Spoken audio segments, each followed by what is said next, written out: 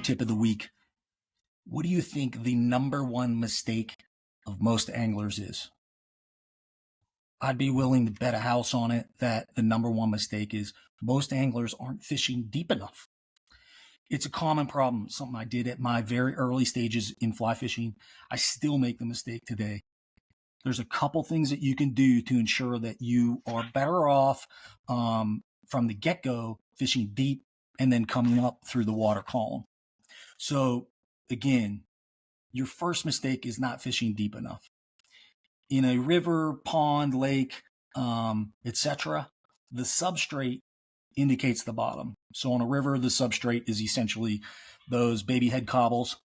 Those baby head cobbles on the bottom of the river make up the base of the river, etc. The fish tend to lie between them. What's happening is you have a baby head cobble like this.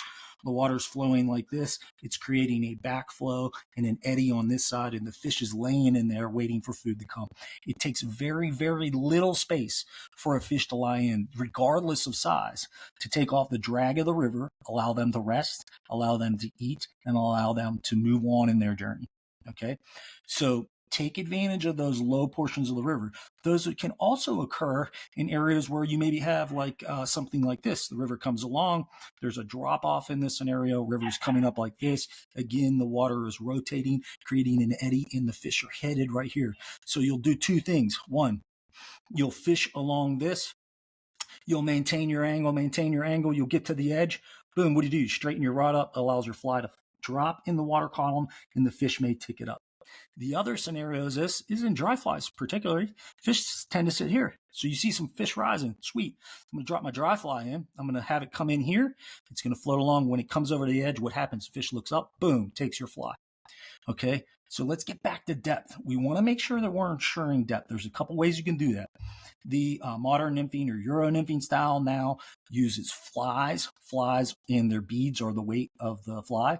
They also use friction on the fly. So a fuzzier or buggier bug will sink slower than a faster, really tight bug that has maybe epoxy on it or something like that. The next is lead. We all like to use lead. Some hate it. Add a bunch of lead to your fly. Feel the bottom. If you're feeling bottom and you're getting hung up, start to remove lead until you can feel it every once in a while. You know where it's at, but you've established that you're close to the bottom. The next is things like tungsten putty, third-party items. I really like tungsten putty. For me, it's something that I've kind of fallen in love with. It's faster than a piece of lead for me. I can micromanage it. I can pick a little off here and there if I want to. I can add a little faster if I want to. The thing I really like to do is I like to add it where there may be a knot in the line or some kind of friction point in the line that I've added, etc., like a knot.